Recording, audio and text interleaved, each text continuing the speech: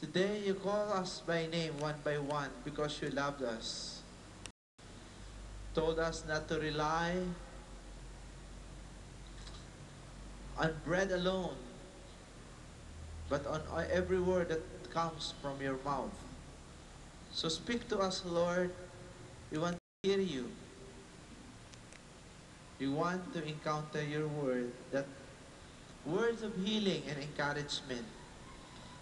Marami dito, Panginoon, may cancer. Those who have cancer, stomach cancer, lung cancer, suffering from severe pain right now. Marami may sakit. Sakit ang ulo, masakit ang likod, batok. Those who have psoriasis, arthritis, rheumatism. Those who have thyroid. Lord, right now, mayroon dito operahan sa puso, magkakaroon ng bypass. Remove the black arteries in his heart right now. Sana hindi na siya operahan. Those who have back pain, may mga bukol, may cyst, may mass, suffering from dialysis, kidney failure, masakit ang tiyan. Lord, right now, heal them. Those are suffering from astigmatism,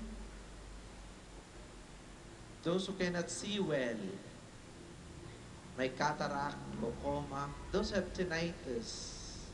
Lord, touch them right now. Touch their eyes, their ears, their throat. Isa-isahin mo po sila. Yung mga na-stroke, there are some people that are suffering from stroke, heart attack, paralyzed, cannot walk. Palakarin mo po sila ngayon isa-isa. And also, Lord, those have pain in their chest. Those have diabetes. Yung mga diabetic dito, pagalingin mo po sila.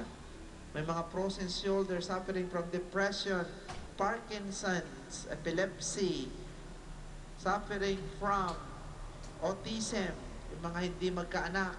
At ganoon din, Panginoon, yung mga mag-asawang hindi magkasundo. Buong pamilya na walang kapayapaan. Heal them emotionally right now. At pagalingin mo kaming lahat sa pangalan ni Jesus. Amen. Lakpakan natin ang Diyos.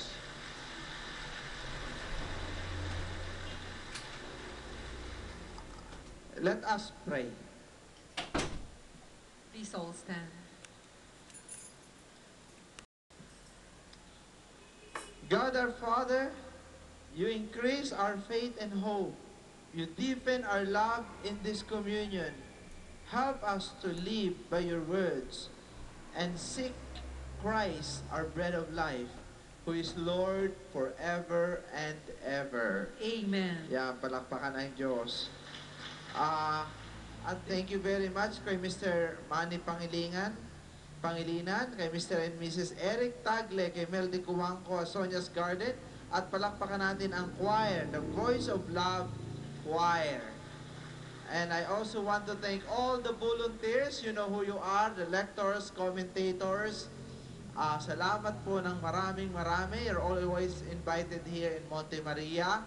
Please pray for the completion of our project and for our mission. The Lord be with you. And also with you. May Almighty God bless you all, the Father and the Son and the Holy Spirit. Amen. Our celebration is ended. Go in peace. Thanks be to God.